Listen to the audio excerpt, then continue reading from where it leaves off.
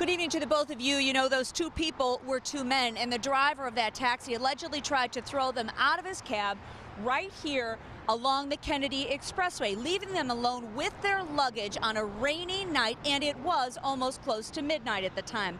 Well, today the couple sued and said they simply don't want this to happen to anyone else. We were so startled, scared. I mean, we were mad. Stephen White and Matthew McCrea had been dating for several months and were on their way back to Chicago from L.A. They landed here at O'Hare Airport on May 30th, 2013, when they waited for a cab in the taxi line for almost 30 minutes. They finally got one on a dark and rainy night around 11:30 or so. Stephen is showing me a YouTube video on his phone, and I kissed him.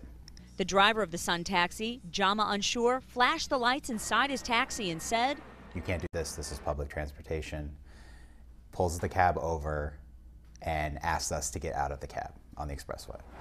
A very busy Kennedy Expressway. He refused service and they refused to get out. They say they didn't feel safe, so he swerved, they claim, back into fast-moving traffic and pulled off here at the Cumberland exit. He took them to the Dominic's parking lot nearby. Meanwhile, Stephen had already been on the phone with 311. They then transferred him to 911. They kept the Sun taxi driver in the parking lot until police arrived. Now the couple's suing him, their driver, Jama Anshur. They don't want this to happen to anyone else.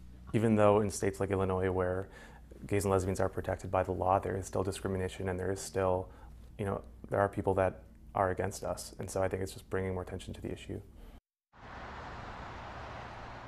White and McCrea are suing for an undisclosed amount of money. That suit was actually filed in court today. And as for the driver, he was terminated from Sun Taxi within 1 week of the incident, the company tells us.